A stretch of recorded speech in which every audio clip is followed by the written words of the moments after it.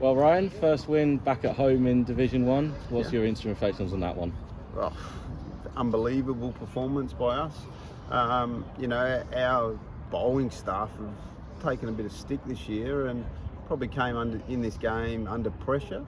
And then you take out Carson Potts, who have injuries, and the way they stood up over the 2 days, that was just a brilliant performance against a team that's second on the ladder, and have been going really, really nicely. So, we want to test ourselves against the best, and I think what we've done over the last couple of days shows that we're up there. A lovely bank of 20 points to end this first block of county championship games. We spoke on Wednesday about how you felt that we hadn't played our best cricket yet, but once we got going, it might be scary for opposition.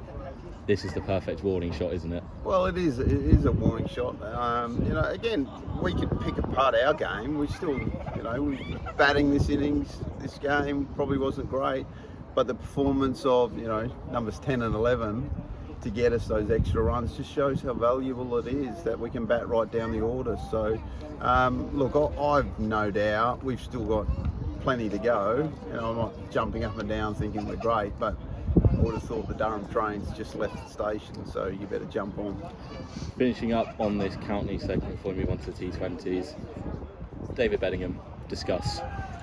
Well, Betters, we all know, mate. The facts are that he's in amazing form in the red ball game because he's just worrying about red ball cricket. And, if you go back, his T20 stuff has been a bit up and down, but, it's also, I think people are forgetting that he's had 2 operations on his shoulder, so he can't really throw and do all that sort of stuff. But, we're very happy. Ashton Turner is a brilliant T20 player.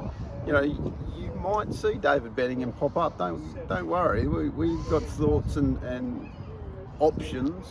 You're allowed to have 4 overseas players in this competition, and we've got our eyes on a few things. Obviously, the way the competition is structured, our overseas guys might not be here if we make the quarterfinals or the final stage. So, we have to think outside the box. So, Northie and I don't just sit there at night thinking about other things. We're always thinking about different ways. Speaking of the overseas, you mentioned Ashton Turner, then Ben Dorshus as well is up for selection. What is kind of now the thought process? I don't want you to give all the tips away because we've got to go beat these opposition, but what are the initial thinking in terms of how those two are going to play a big part? Mate, they are going to play a big part because, the facts are that, last year we played a lot of good cricket in the T20 stuff, but we also lost a lot of close games. The facts are we're going to be fearless in our T20. We're going to go harder than we've ever done before. We're going to try and excite people. But to do that, you also need to have the bowlers to back it up. And, we're going to have a new look power play, which is really important for us. And we're going to have a new look death. Matthew Potts might bowl his first ball in white ball cricket for 2 years or 3 years or something. Again, people forget Bryden Cast didn't bowl a ball. Paul Coghlan bowled 12 balls, I think. Potsy didn't bowl a ball in our T20 last year. So, there's guys there that's going to improve. You throw in Callum Parkinson, who, bowls really well. Colin Ackerman's a very good white ball player. I think it's in a very exciting T20 team. Do we win stuff? Who knows? But we're going to have to play well. Final touch. What's the initial training plans look like? I imagine the lads will get tomorrow off after such an impressive. Maybe not. But what's the good luck. What's the training plans? Look, we to be honest, we now are in a situation where our second team play Monday and Tuesday. We may send a few of our players to play in that to get them some practice.